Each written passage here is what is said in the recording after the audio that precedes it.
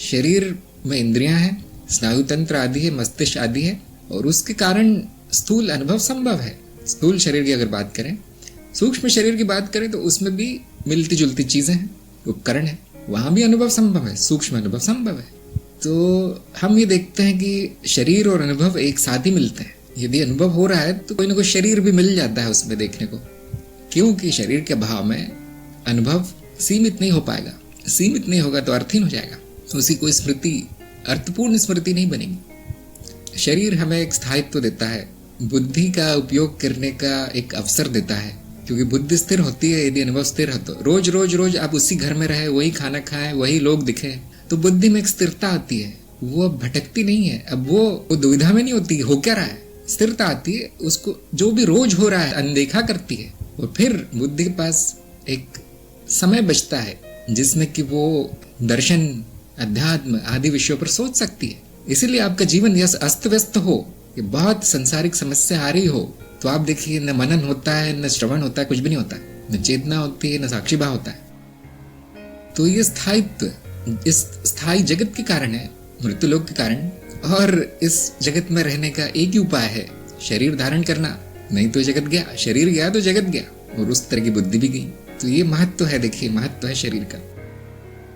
इसलिए शरीर को सही रखना, चुस्त दुरुस्त रखना, स्वस्थ रखना, सुंदर रखना, ये आपका कर्तव्य है। जैसे एक मैकेनिक जो अपने यंत्रों से कार्य करता है, जो अपने उपकरणों से कार्य करता है, सबको धो पोंछ के एकदम अच्छे से रखता है, इतने सुंदरता से सब जमा है, उसने अपने सारे यंत्र तंत्र सब कुछ जमा के रखा है। क्यों?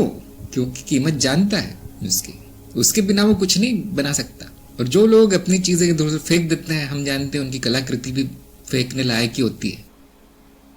तो इसी तरह से साधक के लिए शरीर उनका उपकरण है, शरीर आपका यंत्र है, शरीर आपका अस्त्र शस्त्र है, आपकी मशीन है।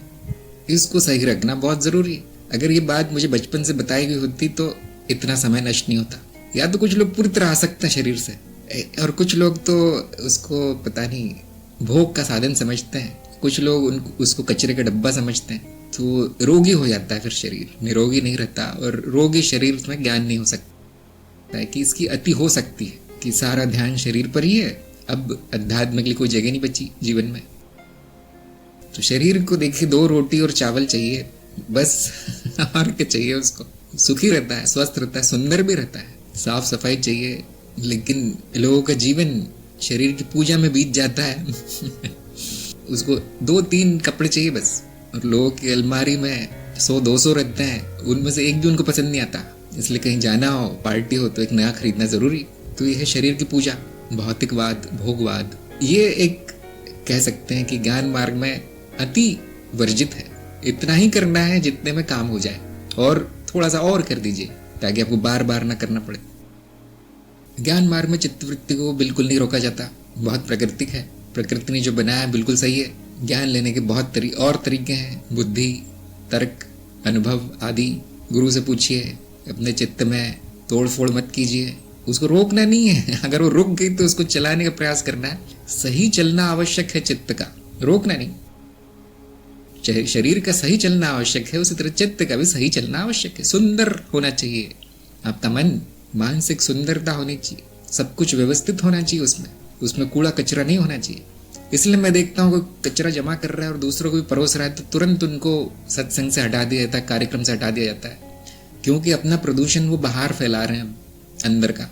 कोई नकारात्मक है, कोई बहुत ऐसे लोगों को बैन कर दिया जाता है। तो अपने अंदर की सुंदरता बाहर प्रकट होनी चाहिए, ना कि अंदर की अशुद्धि।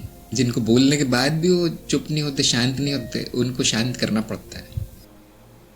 तो रोकना नहीं है चित्तवृत्ति को, सुंदर बना लेना है। सुंदर प्रकृति की कृति है, उसमें योग्यता है, जमा कर लेना है। आपने क्या जमा कर रखा है?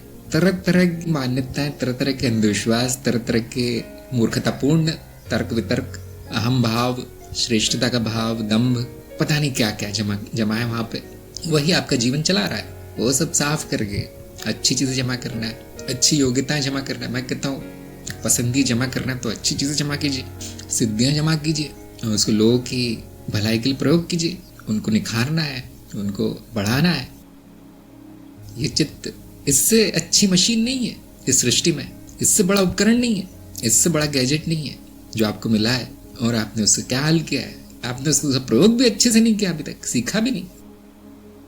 ये नियंत्रण चित्त वृत्ति पर नियंत्रण करके आता है, ना कि उसको बंद करके, ना कि उसको तोड़ मड़ोड़ के कि चलो गांजा अफीम कुछ खा लेते हैं, कुछ और हो जाएगी चित्त वृत्ति, कुछ अच्छा अनुभव हो जाएगा। तो ये तो बेवकूफ़ी खाते है।